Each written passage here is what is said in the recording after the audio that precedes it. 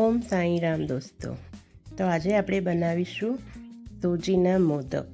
મોદક ઘણી રીતે બને છે, પણ આપણે સ્પેશિયલ સૂજીના બનાવીશું. તો તેના માટે એક થાળીમાં 1 વાટકી ઘઉંનો લોટ, એમાં અડધી વાટકી સૂજી લેવાનું, તેમાં 2-3 ચમચી ઘી ઉમેરી તેનું મોણ કરવું.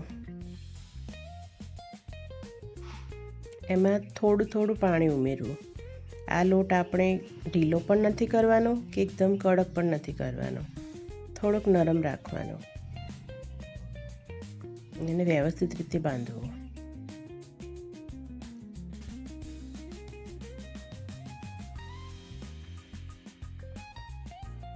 લોટ વ્યવસ્થિત થઈ જાય પછી તેને એક કપડામાં ઢાંકી તેને લગભગ 15થી 20 મિનિટ સુધી રેસ્ટ આપવો.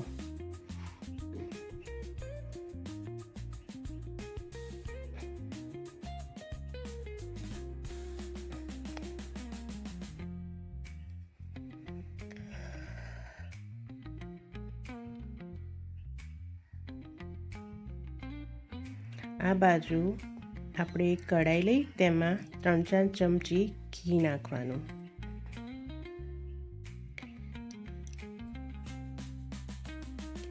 ઘી ગરમ થાય પછી તેમાં 1 વાટકી સૂજી નાખી તેને બરાબર રીતે શેકવાની.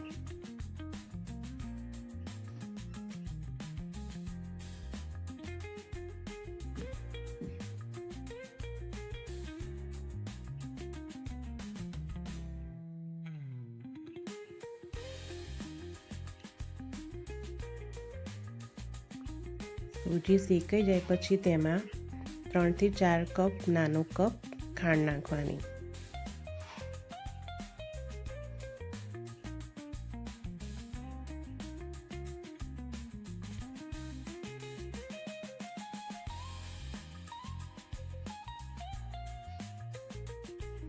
પછી તેમાં દૂધ નાખી તેને સતત હલાવતું રહેવાનું, એટલે તેમાં ખાંડ પણ ઓગળી જશે અને સૂજી પણ શેકાઈ જશે. પછી તેમાં થોડા ડ્રાયફ્રૂટ નાખી દેવાના.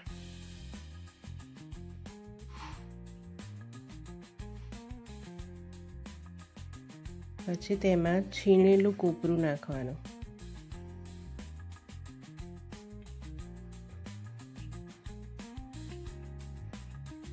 તેને એકદમ ધીમા તાપે શેકવાનું.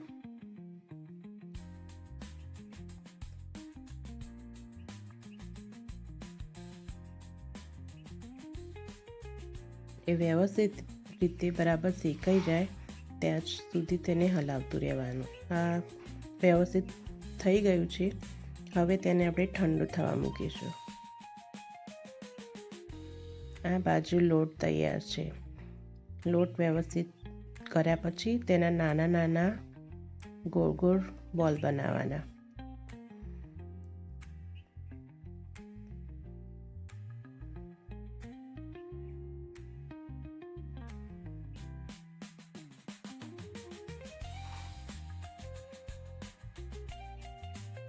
હવે જેમ રોટલી વણીએ તેમ નાની રોટલી બનાવી. બહુ જાડી નહીં કે બહુ પાતળી પણ નહીં. તેમાં વચ્ચે નાખીને એને વ્યવસ્થિત રીતે આમ ગોળ વાળવાની.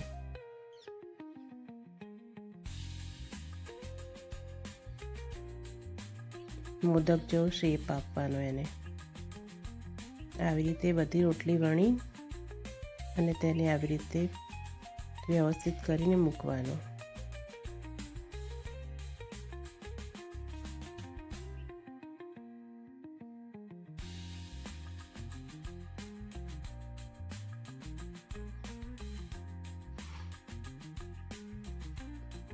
આ બધા મોદક મેં તૈયાર કરી દીધા છે. હવે તેને તળવાના છે. તો એક કઢાઈમાં તેલ ગરમ થાય પછી આવી રીતે એક મોદક મૂકી એને વ્યવસ્થિત રીતે તળવાના.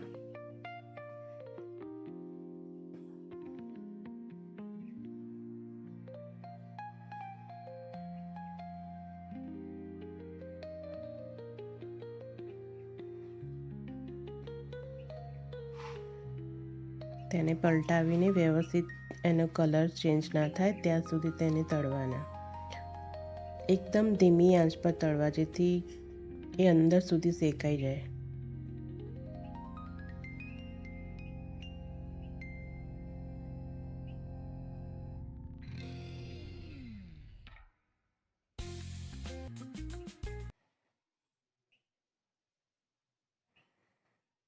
આ બહારથી એકદમ કડક અને અંદરથી નરમ બનશે.